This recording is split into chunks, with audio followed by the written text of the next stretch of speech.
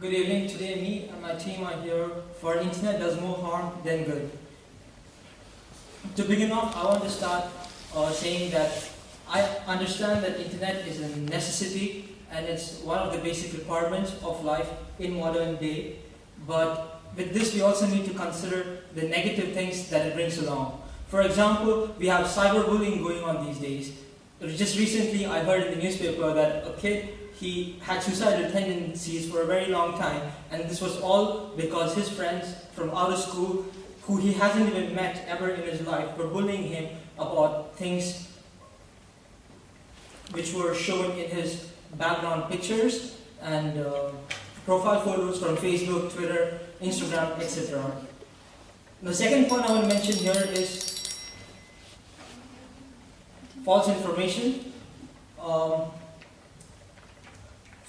With false information, I can provide you points as in, for basically people who don't know what false information is, it's basically providing people wrong information. Like we have on Facebook, we have pages like 9gag and 8gag and science facts and all these different pages who give out information about science, non-science, just about people, facts about races, facts about countries which haven't even been proved, or no one even goes in detail to check if these actually are true or not. We just see it, we give it a like, we think it's true, and then we just share it.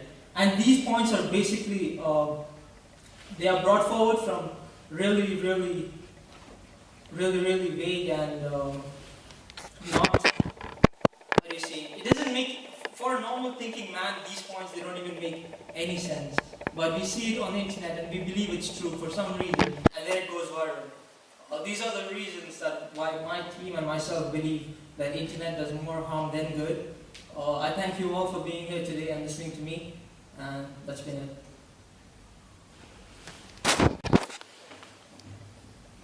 Good afternoon, ladies and gentlemen. I welcome you to the first debate of the year. The motion is the topic is Internet brings more harm than good to society. Now, me and my team, Zubaida, Hanan, Paula, and Sarah, our motion is against this. Now, as the opponent obviously already stated, that the internet has many faults. Now, the internet is a network of systems, and every single system has faults, and these faults can always be controlled by precautions or by minimizing these different ideas that he has put forth. Now, one of them that I'd like to tackle right now is the unreliable information. Now, if somebody is not very experienced with the internet or blogging or anything else related, it can be very difficult to see past which bloggers are good or not, because many people do it for attention and others do it to gain popularity, right? And if you are afraid that you're going to be a target of false information on the internet, you can go to trusted sites such as the newspapers that have been in this country or in America, for example, for years, like the New York Times. You can go into these sites and they have provided their articles and everything else that they keep up to date with. You can find these reliable sources on the internet. And you can actually figure out which places are reliable or not. For example, if you go to wikipedia.com, where everybody can edit up things, you could be able to understand that this is not a reliable source. So it's mostly your own responsibility. However, just because there is this fault of unreliable information, it does not mean that the entire internet is bad. And it does not mean that its disadvantages outweigh its advantages. Because for many people, they have become much more politically aware, much more aware of the world. A person sitting in America can know what's going on in Africa due to the information put forth on the internet. Another issue was privacy.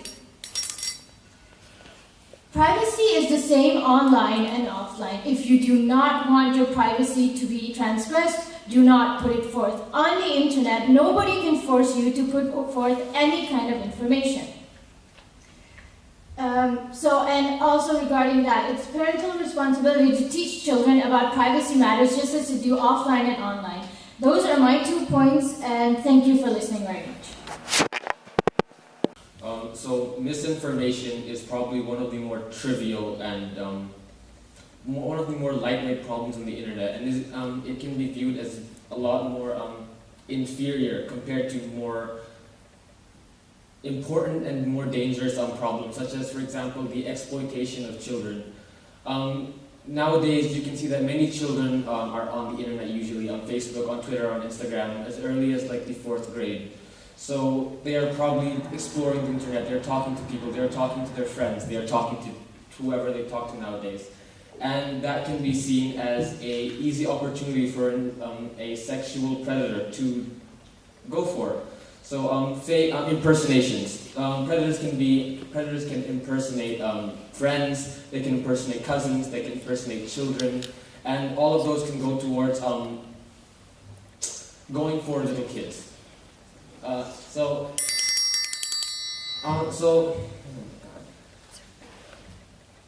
Misinformation is trivial compared to sexual exploitation and predators going for children due to them being a lot more accessible. Okay. As lot of people may say, a lot of teenagers using the internet can go through depression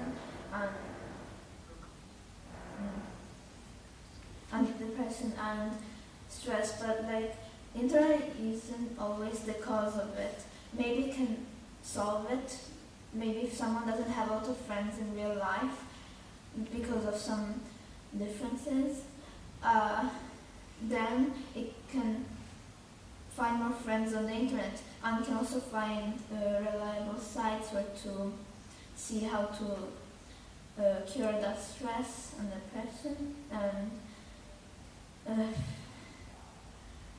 And another thing, that internet can be also really good for learning, and almost every site on the internet can be educating. It can teach you how to speak another language, maybe by communicating with a person in another language.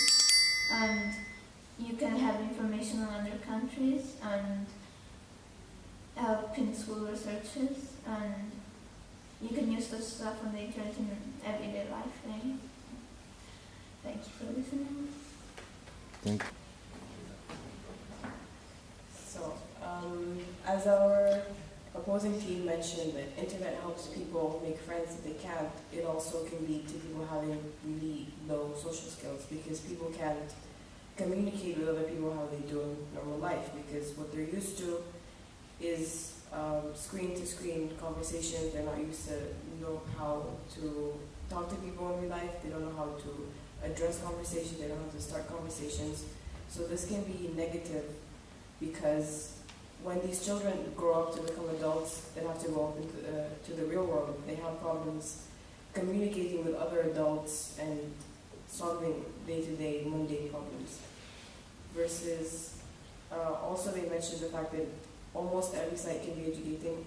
We disagree with that, because we see sites that are misleading, that post misleading titles, that they have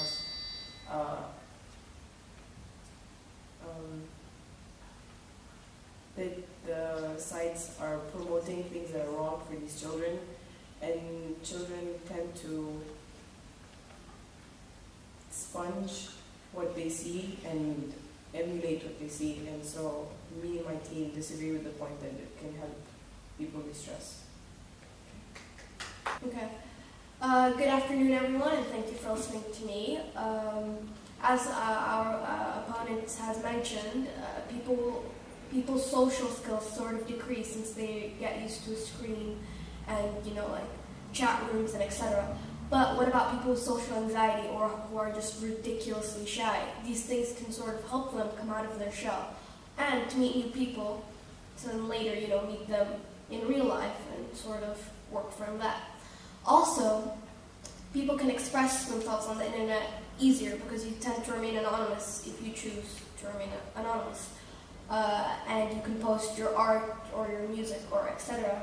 So people their hobbies, they can express what they want to express anonymously online if they're too shy to do it in real life. So most people can use internet as their sort of escape from reality. And also, just thought I'd like to mention, people tend to learn things from the internet easier than in real life. Some people can't understand things in school, but can understand things on the internet, math, science, etc. So I guess it's ending my statement and my points. Thank you very much. Good afternoon. As my team spoke about how the internet brings more good than harm, I would like to add a few more points. As my opponent said that the internet can be a reason for child abuse, child pornography, and addiction, like children are addicted to the internet, I feel that it is one's own responsibility on how they use internet. In the case of children, parents can, there are a lot of parental controls on the internet, and they can control how their children use the internet on what they see, and they can also turn off the Wi-Fi, for instance, and put up time limits on how the children use the internet in a day. As my opponent also spoke about identity theft, this is again one's own responsibility. You can even have identity theft in real life rather than on the internet. Once again, we have to be responsible we are responsible for our own consequences, and we have to be careful about what we put up on the internet. So I'd like to conclude by saying that that internet is harmful only when we make it harmful for ourselves. Thank you. So yes, although the internet can be great, you can find maybe correct information, interesting facts, maybe make a few friends, spread your hobbies around, sure. But is all of that really worth the extreme dangers the internet offers? Is it really worth the safety of your children and your family? Is it really worth compromising the social growth of your own children? Is it really worth ruining their personal confidence for the rest of their lives? Is it also worth like having them cyberbullied into suicide? A very extreme that happens often. We've heard many cases of it this year, last year, previous years. There is no way to control what your child does or what your child sees on the internet, and anything can be done to them. They can be exposed to violence, they can be exposed to porn, they can be bullied into hell for all we know. And all of this results in all of them growing too fast just because they want to find some interesting facts on the internet. Is all of that really worth all the risks?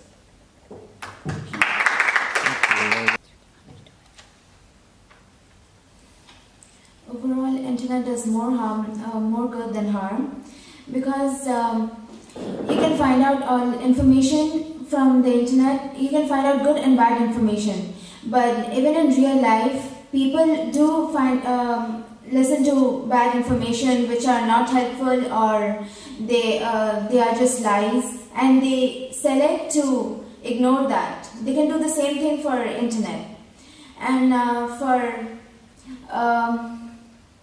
porn sites or whatever bad sites that children go to, the parents can adjust parental control, and they can adjust parental control and turn off the Wi-Fi. They can also make up time for their children when the children have to go out and play with other friends, or they have to do some physical activity, and they can change the Wi-Fi password. So, and the internet also helps in the life of elders who don't have any job. So they can set up an online business and become really successful. Thank you for listening.